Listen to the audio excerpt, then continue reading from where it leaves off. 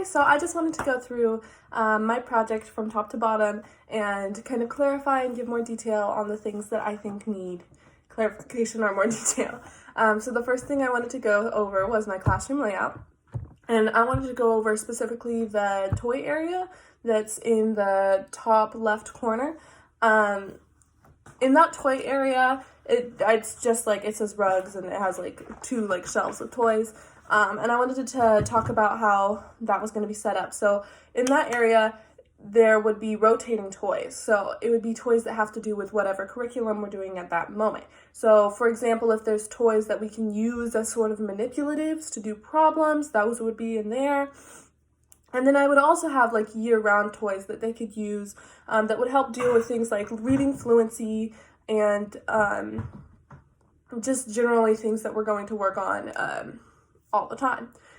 So those toys would be more like pretend toys that have like different activities that could be associated with them or like different stuff like that. I saw some things at HEB that I thought would be really cool. They had all these imagination toys that you could use, and I thought there were like a lot of really cool ideas that you could do that could help build like reading fluency. We talked about that grocery idea in class.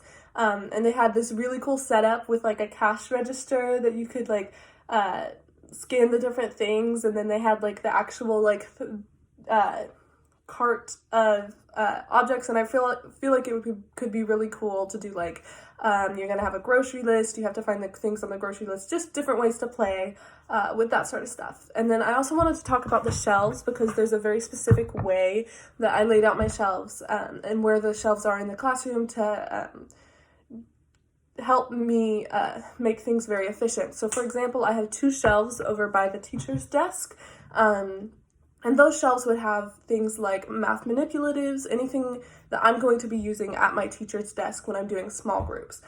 So that kids, when they are in their small groups, can just go over to those shelves and get what they need really quickly, and they don't have to trek all the way across the classroom.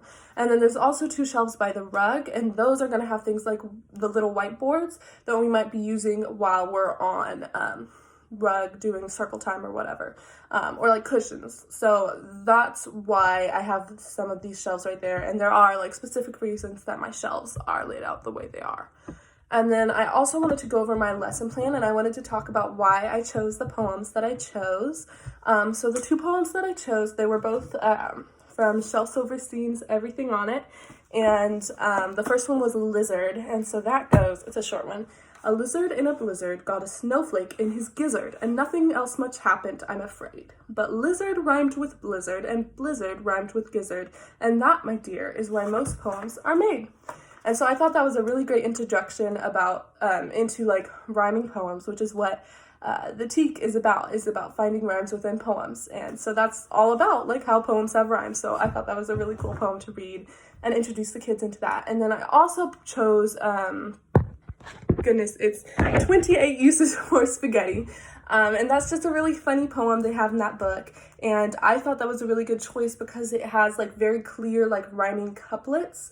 So it's not really hard. It's not like one rhyme every 4 lines. It's really easy to pick out the rhymes, and they're very easy to find rhyming words. So the kids won't have too much trouble being like, oh, there was a rhyme like 5 phrases back, but I don't remember that by this time, So I thought that was why I chose that poem. And then I also wanted to talk about my parental involvement and kind of clarify what I mean when I'm talking about the events and volunteering, providing different opportunities.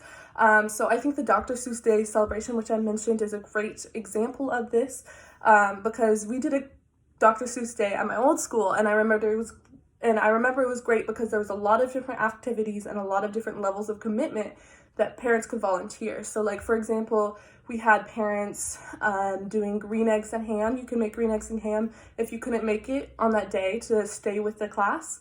That was fine. You could just prepare the food. You could do a lot of different things. You could come and volunteer and read for 15 minutes and then leave. It wasn't really a big time commitment if you didn't have the time for it. So that's why I chose Dr. Seuss Day as an example for the celebrations that I might have that would have a lot of different opportunities for different parents. All right, thank you. I hope you enjoyed my project.